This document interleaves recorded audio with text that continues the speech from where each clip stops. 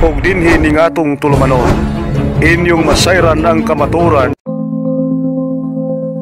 kay sa kamaturan.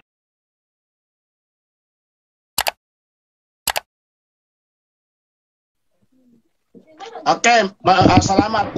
Handa na ako, ready na ako, Brother Parch. Go ahead. Salamat sa katunggali ko. Salamat sa katunggali ko ngayon, si Brother Jando Alabado at saka yung mga lahat na nanood ngayon, pati na ang ating moderator, si kapatid na Roland Parch. Bilang isang negative, ganito kasi ang paksa, mga kapatid, mga kaibigan. Patutunayan ko na si San Pedro ang unang papa sa Iglesia sa Roma ayon sa Biblia at mga referensya. Kaya nga, tinatanong ko kanina na ano ba talaga ang paksa niya na pinatutunayan. Dahil ang pinagsasabi niya ay iba sa sa sulat sa paksa na ito. Pero sabi niya, ganun pa rin. Tapos, ayon sa Biblia, kaya nga tinatanong ko siya na ayon ba sa Biblia ay tinatawag na mayroon pa tayo mapapatunayan dahil Biblia ang ginagamit niya eh. Isa ang ginagamit niya na magpapatunay sa kanyang paksa ay ang Biblia. Kaya nga hindi pa pwede natin baliwalain ang Biblia dahil ang pagpatotoo mga kapatid ganito eh. Ang unang Juan 5:9, kung tinatanggap natin ang patotoo ng mga tao ay lalong dakila ang patotoo ng Diyos. Sapagkat ito ang patotoo ng Diyos, sapagkat ito papatotoo tungkol sa kanyang anak. Ibig sabihin, kapag tayo'y tumatanggap sa mga patotoo ng mga tao, mas lalong dakila, tatanggapin natin ang patotoo ng Diyos. Saan ba natin matuklasan ang patotoo ng Diyos? Juan 5:39, sinaliksik ninyo ang mga kasulatan, sapagkat iniisip ninyo na sa mga yaon ay mayroon kayong buhay na walang hanggan. At ang mga ito siya na nagpatotoo tungkol sa atin. Ibig sabihin, ang patotoo ng Diyos ayon sa Biblia ay yung mga salita ng Diyos na makikita natin, masusumpungan natin sa banal na kasulatan. Paano na ngayon yung pinatutunayan ng aking patunggali na ayon sa Biblia na inaamin naman niya na ang salitang Papa ay dumating lang noong 521 AD. Lahat ng mga apostoles, lahat ng mga apostol ay patay na. Hindi na nga alam ng mga apostol at lalo kay Apostol Pedro na naging siyang isang papa. Ngayon, kasi ganito mga kapatid, mayroon siyang mga binabasa mga kasaysayan. Ay iba yun. Yung kasaysayan na hindi kasalungat sa sinasabi inihayag sa Biblia, yung tatanggapin natin. Paano naman magkatugma ng yung kasaysayang ginagamit niya sa pagpapatunay sa kaniyang paksa, tapos inaamin niya sa panahong buhay pa ang mga apostoles, hindi pala nila alam na si Apostol Pedro ay naging papa sa Roma. Ay mahirap yon. Nagpapatunay kayo ayon sa Biblia pero wala palang katotohanan na matutuklasan natin yung paksa mo na sinasabi sa talata ng Biblia. Ganito. Kung susuriin natin mabuti mga kapatid, sa panahon ng mga apostol, hindi natin makikita na si Apostol Pedro ay kinikilala ng mga kasamahan niyang apostol na siya ay isang papa sa Roma. Kasi alam naman natin, anong kapangyarihan sa isang papa? Okay. Kung susuriin natin ang Galatia 2:11, magandang balita Biblia, ganito ang sinasabi.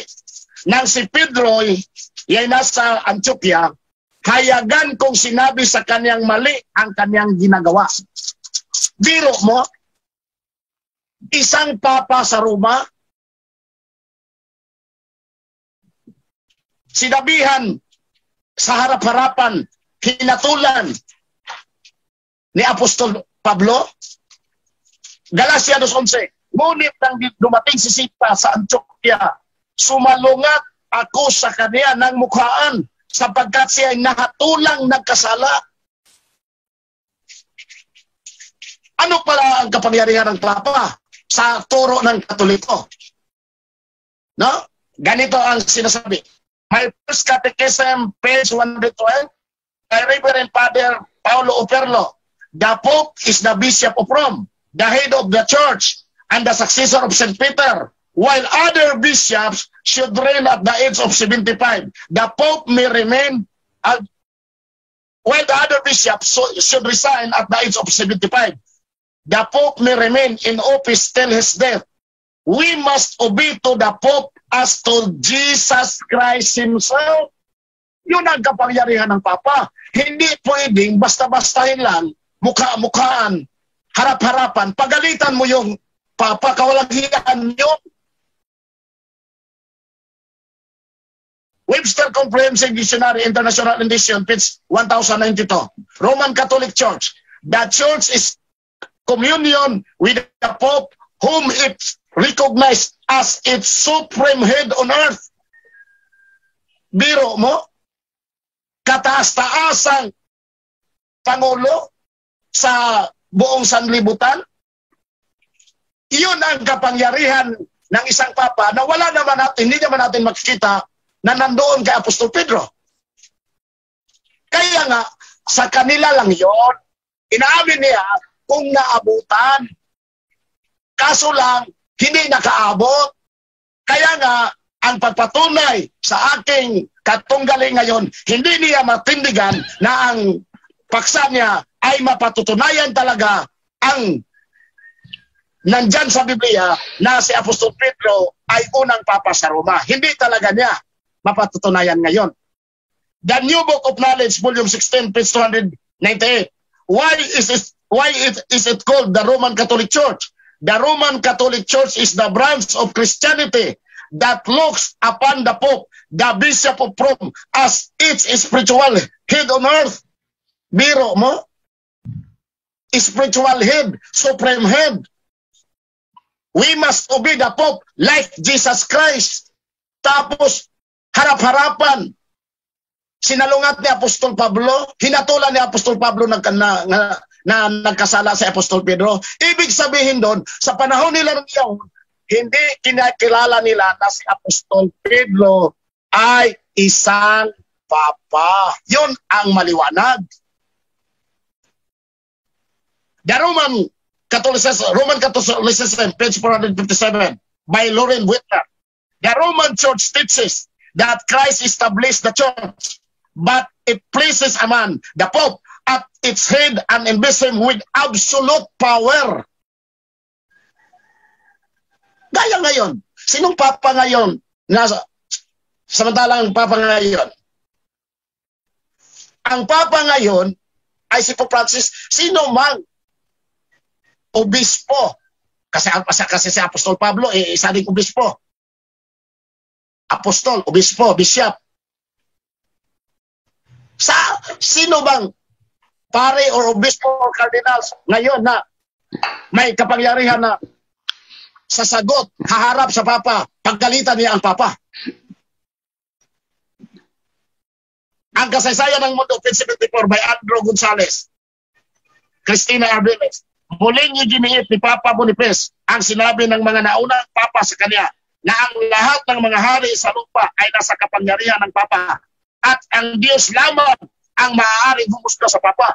Yun ang kapangyarihan ng Papa na hindi naman natin makikita sa katauhan ni Apostol Pedro. Kaya nga, yung pagsabi niya na hindi naabutan sa mga apostol, yun ang dahilan na hindi kinikilala, hindi alam ng ibang apostol na si Apostol Pedro ay unang Papa sa Roma, ay yun pala, pag-aamin niyo na sila lang ang gumagawa ng gano'n at tinatawag nila si Apostol Pedro na unang Papa sa Roma dahil sa pagkaunawa nila sa Mateo 18:18. Hindi iyon mababasa natin sa talata. Pag-uunawa lang sa sarili nila. Ganito pa mga kapatid. Bilang isang papa, utusan ng ibang mga apostol, Gawa 8:14, nang mabalaitaan nga ng mga apostol na nga sa Jerusalem na tinanggap ng Samaria ang salita ng Diyos, ay sinugo nila sa kanila si Pedro at si Juan. Wala na oras? Time na bro. Okay. Salamat. At tumunog na ang ating mahiwagang relo. Iwan ko kung saan nang gagaling. Okay, so maraming salamat Brother Mitchell Bindilio ng Seventh-day Adventist Church at isang Defensor Adventista. At siya ang boses ng katotohanan. Bago ang sandali mali yung napislit ko. Okay, ano ba to? Okay, so sandali. Okay, so bago ang lahat, magpapasalamat muna tayo sa ating mga taga-subaybay, no? Ng ating mga sponsor ng ating Purok Kamatuuran. Maraming salamat sa Terralil Vlog. Sana'y suportahan niyo po ang sa YouTube channel ng Terralil Vlog dahil ito ay tungkol sa mga masayang pamilya, no? So sana'y suportahan po ninyo ang YouTube channel na ito. At ang ating kapatid also na si Brother Elias Mahilom na isang Catholic Faith Defender. At ito ay tungkol sa kanyang profesyon. Kung nais ninyong malaman paano maghalo ng pintura, mag-apply ng pintura, at saka makatipid kung paano gamitin ang mga pintura, meron siyang tutorial at demo dyan sa kanyang YouTube channel. At meron din siyang mga evangelization dahil siya ay isang defensor Katoliko ng One Holy Catholic Apostolic Church. So i-follow nyo po, paki-subscribe po ang YouTube channel ni Brother Elias Mahilom. At ang ating kapatid na si Brother Jan Jonah sa kanyang YouTube channel na Jonalogy Vlog, meron itong mga paliliwanag sa lahat. Ito ay tungkol sa apologetics, paliliwanag sa ating mga doktrina ng ating simbahan. At kung nais ninyong magtanong sa kanya live, pwede rin yun siyang ano. So suportahan po natin ang ating kapatid na si Brother Jan Jonah sa kanyang YouTube channel na Jonalogy Vlog. Okay, so maraming salamat. Okay, sana to. Okay, maraming salamat sa inyong lahat.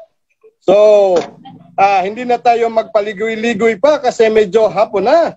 Babasahin natin mamaya ang mga komento after sa cross-examination ng ating affirmative.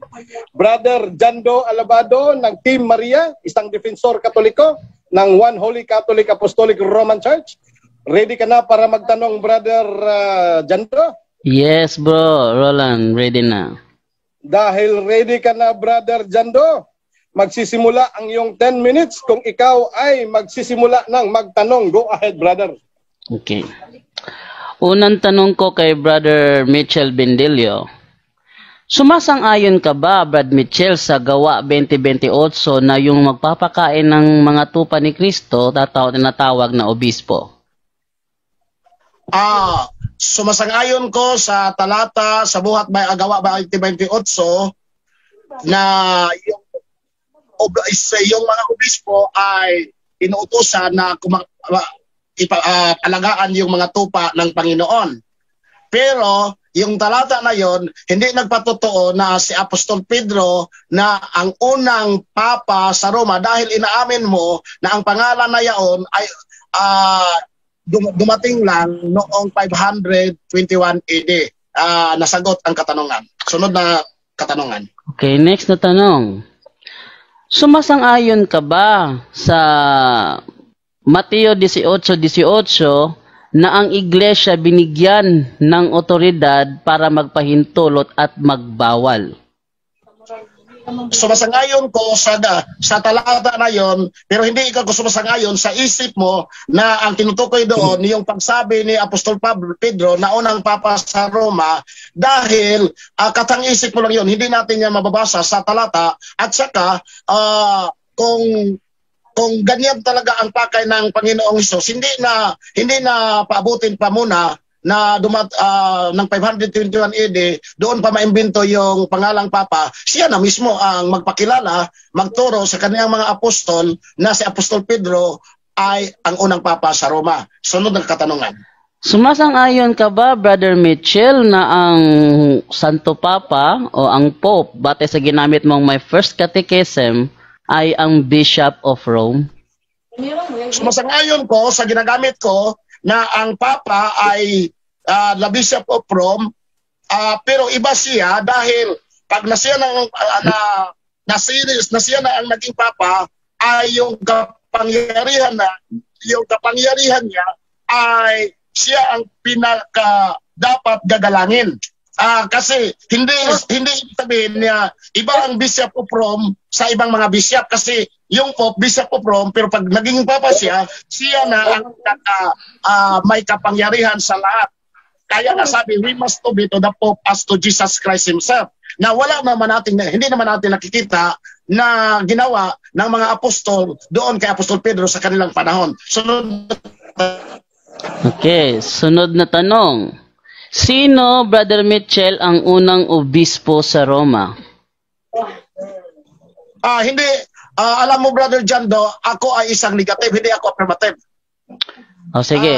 Wala ako ngayong inihayag na paksa na naging affirmative ako kung sinong unang obispo o sinong huling obispo. Okay. Walang paksa, hindi ako affirmative. Ikaw ang affirmative. Ako ngayon ay isang negative. Okay. Ngayon, sunod na tanong. Dahil yung paksa ko, Brad Mitchell, pinapatunayan kong si San Pedro ang unang obispo sa Roma at ikaw ay negative, tumututol ka ba sa paksa ko nga ni sa San Pedro ang unang obispo sa Roma o sumasang-ayon ka na? Sa ganito, ang paksa mo ay hindi lang kay si Apostol Pedro ay obispo sa Roma, kundi siya ang unang Papa sa Roma. Kaya nga, kung nagtotoo ang paksa mo, kayo rin lang ang nagsabi na yung pangalan na Papa ay dumating 521 AD. Kaya nga, ibig sabihin kahit pa sa mga kasaysayan na ginagamit mo ay hindi talaga sa panahon ni Apostol Pedro na natanggap niya ang pangalan bilang isang Papa. Kaya nga nakikita natin sa mga binabasa kong talata na pinagalitan siya ni Apostol Pablo, inuutosan siya ng ibang apostol, hindi yan isang membro sa kanilang Papa. Okay. Sunod ang katanungan. Dahil sinang-ayunan mo kanina na ang Pope ay ang Bishop of Rome, then sino ang unang obispo sa Roma kung hindi pala si San Pedro? Mr. Moderator, Objection, Mr. Moderator. Yes, go ahead. Objection. Ang tungkulin ko ngayon ay isang negative. Wala akong paksa na nagsasabi na sino ang unang Papa obispo. Correct. Kasi bakit doon man siya magpunta sa obispo na ang paksa niya ay ang unang Papa sa Roma ay si Apostol Pedro. Okay. Kaya wala akong pinatunayan ngayon. Ako isang negative. Brad Roland, may counter objection ako. Meron kang counter objection? Oh, yes, Brother Roland. Kanina kasi, inamin niya kanina na yung Pope is the Bishop of Rome. Kaya ko siya tinatanong. So, hindi ako lumalabas sa topic, ano? And then, ikalawa, ang role niya is negative. So, kung tutol siya na si Pedro ang unang Papa, paano niya mapapakita yung kanyang pagtutol kung hindi niya maibigay kung sino? Okay. So, moderator's time, brother. Objection time natin, 5 minutes and 11 seconds.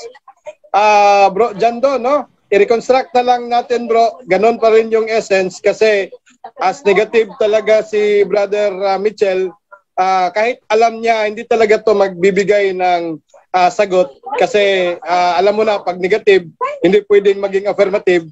So alam mo na yung ibig kong sabihin, hindi ko lang pwede sabihin. So i-reconstruct mo na lang yung tanong, Brother Jando.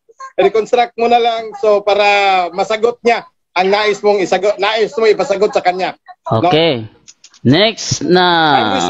Okay, time resume. Okay. Next na tanong. Ayon sa kasaysayan, si San Pedro ang unang obispo sa Roma. Tama ba yan o mali? Hindi yan ang paksa natin.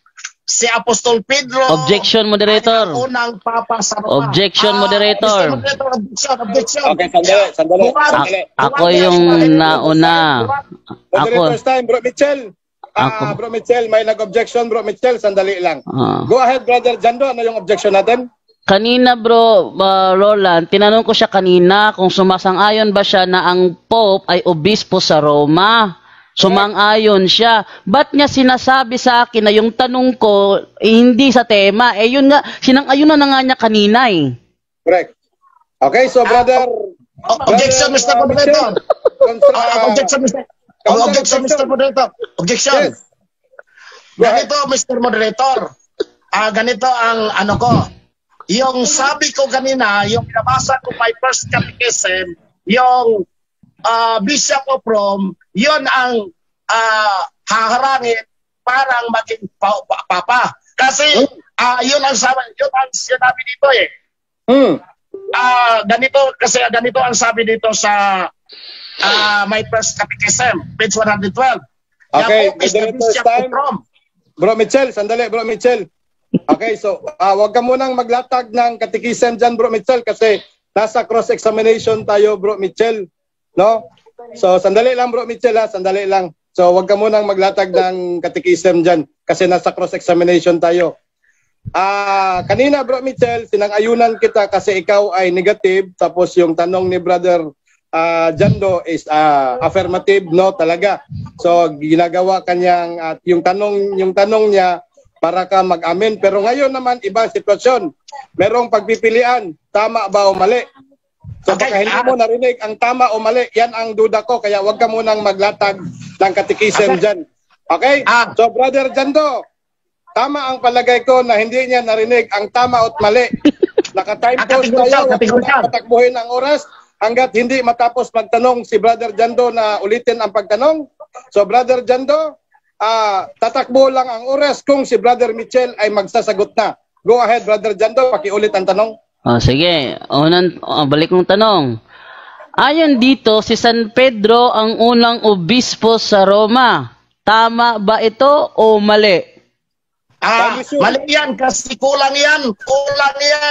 Ang paksa mo ay si Apostol Pedro ay ang unang papa sa Roma. Kumpletuhin mo, kulang yan. Mali yan dahil bishop ang sinasabi obispo. Hindi lahat obispo ay papa ayon sa aklat niyo. Kaya nga kumpletuhin mo ang ang katanungan mo. Huwag mong putulin. Sunod na katanungan. Saan mo nabasa, Brad Mitchell, na hindi lahat ng obispo sa Roma ay hindi papa? Ay, lahat ko. Maraming obispo ngayon pero hindi naman papaisa. Objection, moderator. Objection. Objection, go ahead. Ang tanong ko po specific, obispo sa Roma. Huwag siyang tatakbo sa obispo na hindi sa Roma. Okay. Tumatakbo siya sa obispo na hindi sa Roma eh. Ang topic dito is the Bishop of Rome or Pope. Yan ang topic. Huwag kang tatakbo sa ibang obispo na hindi sa Roma. Ang tanong ko. Yes. Sige bro. Ang tanong. Sige. Ang tanong ko, saan mo nabasa na hindi lahat ng obispo sa Roma hindi papa? Okay, moderator's time. Brother Mitchell, bago mo sagutin, meron ka bang counter objection? Ang objection ko ganito, Brother Roland. Sa Katoliko, maraming mga obispo ay hindi naman papa. Di ba tinabi ko na yan, Brother Roland? Yun ang pagkilala ko sa mga obispo. Maraming obispo, pero isa lang, the highest authority, the highest bishop is the Pope. Kaya nga, ang sabi ko, maraming bishop, hindi naman. Bro Mitchell, sandali. Huwag kang sasagot kasi nag-objection ka, no? Pag mag-objection ka, sabihin mo lang kung ano yung objection mo. Huwag mo nang dagdagan ng sagot. Kasi lugi ka. Sandali. Kasi lugi ka, hindi tumatakbo ang oras. No, hindi tumatakbo ang oras. Bro Mitchell, merong katanungan tayo kung saan mo nabasa. No? Pakinggan natin yung tanong ha, para hindi tayo magkamali. Pakinggan natin yung tanong. Brother Jando, ulitin ang tanong. Timer, wag tatakbo ang tanong kapag hindi magsagot si Brother Mitchell. Go ahead. Okay. Saan mo nabasa na hindi lahat ng obispo sa Roma ay papa? Saan mo nabasa? Okay. Ganito. Nababasa ko ganito na maraming mga obispo. Ganito. Sa my first catechism, page 112. At ang tanong mo ay kulang pa rin. Lagyan mo ng papa na sinasabi mo na yung papa talaga kasi yun ang nakalagay sa paksa mo. Bakit pa? Hanggang obispo lang kayo. Dapat kumpletihon mo yung tanong mo. Huwag mo putol-putulin. Okay, palitan ko na lang, ano? Saan dyan sa may first catechism mo nabasa na ang obispo sa Roma hindi tinatawag na papa? Ganito, the Pope is the bishop from the head of the church and the successor, while other bishop should resign at the age of 75. Huwag mo. Iyon ang sabi sa talata sa baklat na yun. While others bishops, hindi tinutukoy ito na ibang bishop ito. Okay pa. Hindi ito bishop sa Katoliko. Sige, palitan. Tanungin, tinatanggap mo ba, Brother Mitchell, yung sinabi ko kanina na ang terminong papa ay lumitaw lang 521 AD? 521 AD. Tinatanggap mo ba yon na yung terminong papa, yung termino lumitaw lang ng 521 AD? Tinanggap ko yon kaya nga sa patotoo mo ngayon, sa paksa mo, kahit sa kasaysayan at sa Biblia, hindi natatayo ang paksa mo dahil ikaw na mismo ang umamin na panahon ng mga apostol, first century, second century, bago mag-first century, hanggang 5th century, wala pa talaga yung pangalan na papa. Kaya nga yung paksa mo hindi napatutunayan. Okay, next question. Alam mo naman pala na yung tindig ko, 521 AD lumitaw yung terminong papa. Bakit mo hinahanap sa 1st century ang terminong lumitaw lamang noong 521 AD?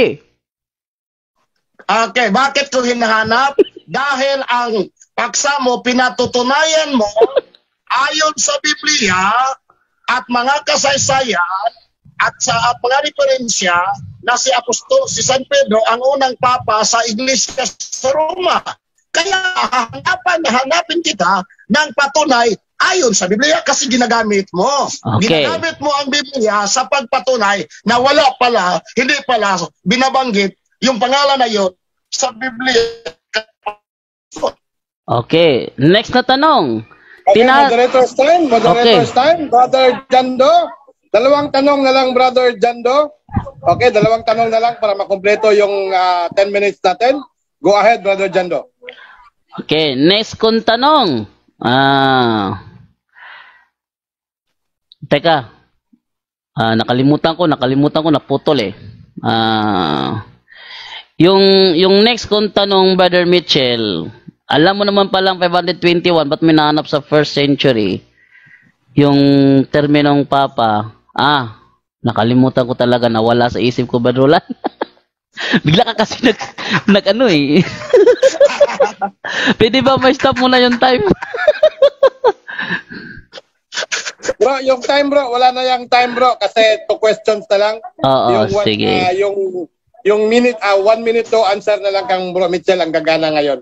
Okay, wag mag-alala sa time bro kasi 2 questions. Nakalimutan ko yung tanong ko. Okay. Tinatanggap mo ba, Brother Mitchell, na ayon sa temang tinitindigan ko, lately known as the first Pope of Rome? Kaya nga, pinaliwanag ko kanina, ano talaga ang binigay mo na paksa. Tapos sinabi mo, ganun pa rin yung natanggap ko din, patutunayan mo na sa San Pedro ang unang papa sa Iglesia sa Roma, ayon sa Biblia ang mga referensya. Walang kasabihan na sa bandang huli tinatawag na papa. Wala yan sa paksa. Okay, Brad Roland. Last question, bro. Yun na ang ano ko. Yun na ang last question ko. May isa ka pa. May isa pa. O, sige. Yes. Okay. Huwag kang galay. Ngayon, eto, Brad Mitchell. Alam mo na nasa paksa ko na yung Bishop of Rome, lately known as Pope, nasa paksa ko yan. Ba't mo tinatanong yung Pope sa Biblia, gayong ang nasa paksa ko, lately known, ibig sabihin, nasa referensya. Ba't mo hinahanap sa Biblia ang tanong na dapat sa nasa referensya? Kaya nga, sinasabi ko na kanina ni Plantage at sa iyo, na ayong paliwanag mo na literally called Pope at yung pinadala nyo sa akin na paksa, sabi nyo, ganon lang rin yun. Ang paksa dito na pinadala sa akin, patutunayan mo, kasi San Pedro ang unang papa sa Iglesia sa Roma ayon sa Biblia at mga referensya. Kaya nga, tinatanong kita, hinahadapan kita ng talata kasi ang paksa mo na pinatunayan mo na ang papa, si Apostol Pedro na ang unang papa sa Iglesia sa Roma ayon sa Biblia. Pero salamat naman na ikaw na mismo ang umamin na yung pangalan na Papa ay lumabas lang noong 521 AD. Ibig sabihin, sa panahon nila, hindi pala mapatunayan na yung pangalan na yun ayon sa Biblia. Salamat sa magandang katanungan mo, Brother Jando. Ug inyo nang nabati ang mga kamatuoran dinhi ning atong tulumanon. Kay usay kamatuoran. Ako lang hinaot nga daghang kamog nakatunan. Daghang salamat.